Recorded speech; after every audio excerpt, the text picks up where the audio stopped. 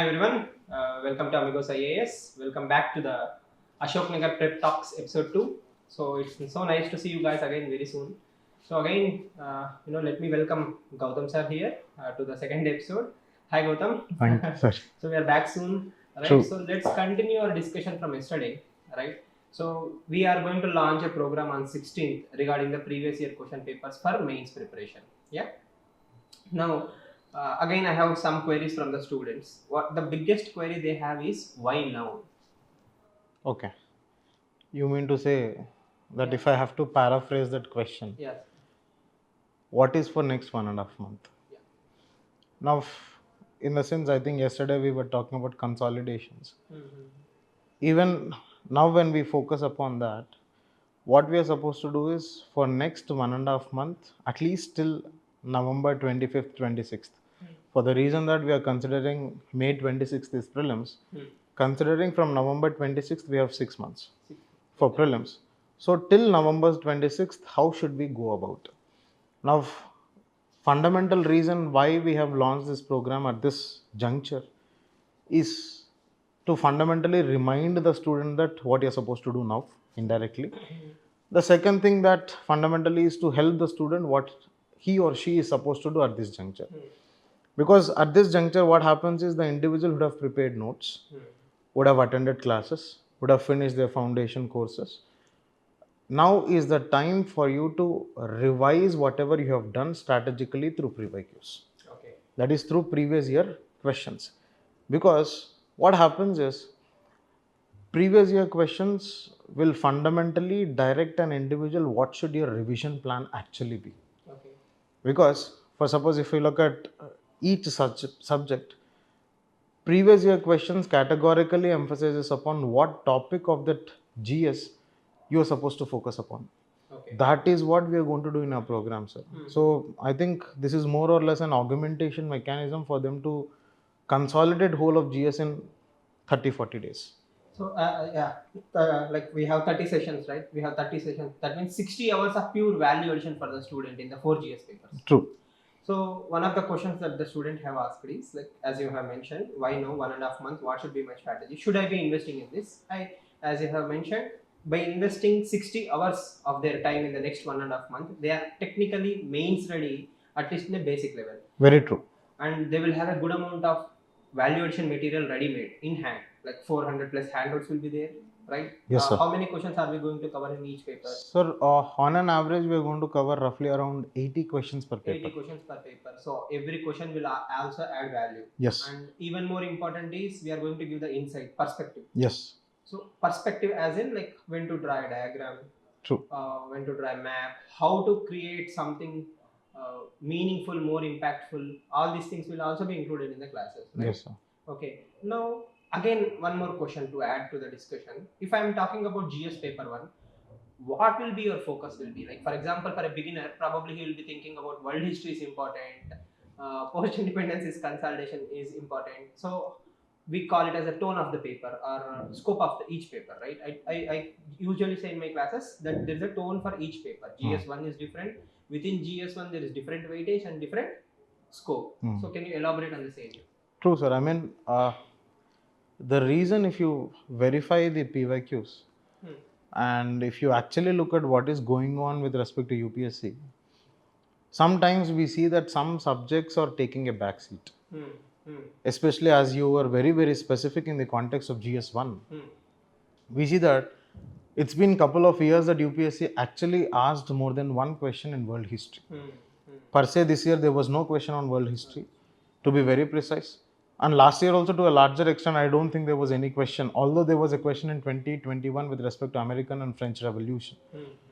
So one dimension is how much emphasis should you do upon each subject is going to be very, very clear in these sessions. One. The second thing you were talking about perspectives and orientation and tone of a paper. And whenever we look at this orientation and tone of a paper, one common thing that we see across general studies is we see convergence of topics happening. And whenever we are writing a topic of disaster management in GS1, we definitely have to give an orientation of geography. More than management, it is the causative and the geophysical phenomena which has to be emphasized. For suppose if you're talking about a phenomena of climate change, which is environment in GS3, if you're writing it in GS1, we will definitely have to bring in a dimension of geography.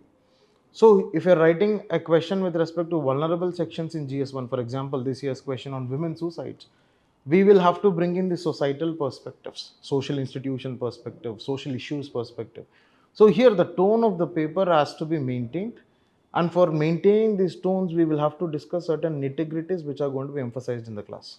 So, to simplify what you have just mentioned, that means if a question comes in GS paper 1 regarding disaster management, the focus should be on geographical aspect rather than disaster management. Definitely. You don't dump what you read in paper 3 in paper 1. True. Right? True. And when a society question comes in GS paper 1, even if it is a female labor force participation ratio, you don't dump the GS paper 3 data, you will tune it to society. Very true. All these insights will be learnt in through the previous year question. Through the previous year questions. So, fantastic. And one more thing that we are going to do in this is, for, as it is said, being mains ready. You mentioned that word. That we are going to be mains ready by having set of introductions and conclusions for every topic. Now, I'll keep stating this in my class. One common example, for suppose if I say it's a topic of urbanization. Now, one simple or 2-3 different kinds of introductions that I can have for urbanization is I'll define urbanization, or I will give what is the proportion of urbanization, or I will say what is the nature of urbanization. In the context of India, it is skewed urbanization phenomena which is going on. So whenever I see a question on urbanization, I definitely know that I will introduce in these 3 dimensions. So what is going to happen is I am not going to waste my time in thinking what is introduction and what is conclusion, being mains ready.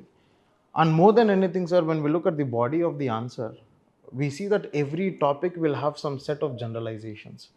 That if I look at urbanization, I know the perspective with respect to migration I have to bring in. I know that I'll have to bring in with respect to governance. I know that I'll have to bring in with respect to slum proliferations. So what is going to happen is I know what are the definite dimensions to be brought in that topic. It will save time in the real exam. Very true. Very true. All of those are going to be discussed through PYQs. So this is with respect to GS1, sir. So I mean, this is applies to paper 2, 3, 4, thematic. Yes, sir. When you look at GS2, for suppose just an extension to make it more clear to the students. Yes, definitely.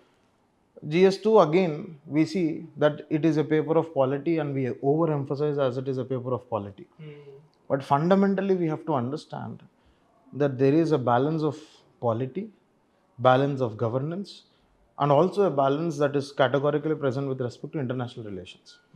And in this context, what is going to happen? Now, one biggest bother that is present with respect to most of the aspirants is UPSC is mentioning something called as case loss. Now, what an aspirant is fundamentally becoming, the aspirant is trying to become a law student now. Trying to mug up data. Trying to mug up number of cases. Now, in that context, in GS2, we will provide a list of cases which can be used in multiple ways. For example, if you're looking at, say, this year's question, there was question number 11 with respect to the dynamism of constitution in Article 21. And there was a 12th question in GS2 which talked about gender justice. How is constitution as well as case laws providing gender justice? In both of this, if you have a list of cases, roughly around 15 to 20 cases, we can definitely interplay with that. For example, Joseph Stein Kamal case. For example, Hadia case. For example, Shabarimala case. Right? All of these are categorically, there's a lot of convergence. People should be able to realize that, and we'll make those short notes on how to use them will be given. So it's not only like the perspective, it's the value addition and how to utilize even that value addition in multiple perspective. In a way, we are making them future proof. True. Right? For the bouncers that might come in the next pains, you are ready. You are ready based on the patterns of earlier question papers. Yes. Okay, that is and in that, what is the fundamental understanding is we are teaching them how to use what you know. Because what we observe among the aspirants is they think that they do not know anything and they keep on engaging in the process of learning. But we teach them in the sessions how to use what you know. I think because across the seasons of mentoring students and your experience that you know, that people are more knowledge acquisition rather than knowledge application. So that's a very, very big They problem. have to draw a line like when to stop preparing on a particular topic and how to maximize marks by using the existing data rather than only chasing the new data, because it's the application that will get you marks rather than accumulation. Very true, sir. Very true. Because it is going to be more of a marks oriented content. And similarly in GS3 again, people overemphasize on economy. But you also need to have a balance in environment, disaster, security. Because what happens is when you observe these questions, these are more objective and they are very limited. They have a limited content to write in all of these. So that is what is seen in this context. And I think you are a better person to talk about GS4, sir. I would like to ask you that what it should be the way to be done with respect to GS4.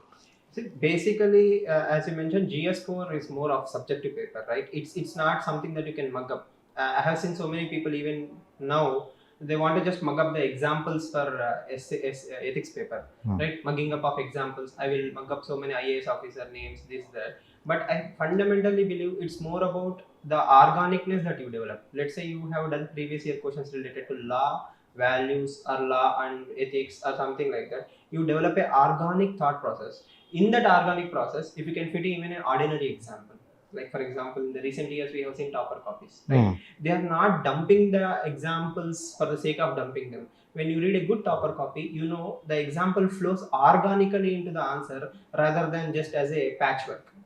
It might be very difficult for a beginner to understand what I'm trying to say, but copy pasting a name and understanding why that name should be there are two different things. Very true. Right? Very true. That makes all the difference in the world in my understanding for ethics paper. Very true, sir. I mean, will you be talking about some kind of cheat codes in the context of case studies or something like that? Definitely, as I say, I repeatedly say in my classes, ethics case studies are about having a organic thought process with some logic. See, case studies are what? Your response to something which you are not prepared to. True. Right? It's a train accident in Odisha. That is not something that we actually prepare for. We have disaster management, we have this and that, but we actually don't want that to happen, but it happened. So as Einstein says, you cannot solve the problem with the same mindset that you have entered into. So ethics case study tests your what? Everything. Your emotional intelligence, your aptitude, attitude. So it is an opportunity for you to display your leadership quality. So every case study is an opportunity for you to realize your own strengths and develop a SOP, standard operating procedure. So if you master 25 standard operating procedures through the discussion classes, I don't think there is hardly any case study out there that you cannot handle. True. Right? It makes your life very, very easy. And as all of us know, 2022 paper was one of the lengthiest papers.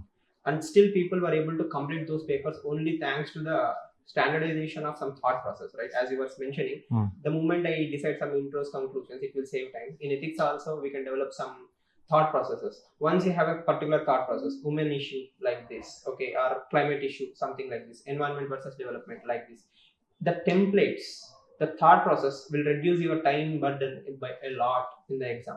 So more of like template approach that approach, but again, it's not mechanistic. It should be purely organic. Just because I taught you some template, I don't want you to copy paste it. I want you to develop that organic thought process plus have some template approach. So both the fusion will be fantastic. More of a contextualization and knowing how to use. Exactly. Very true, sir. Very true. I would like to burden you with one last question. Please, sir. So one student bluntly asked me, sir, there are so many previous year question paper books already available in the market, right?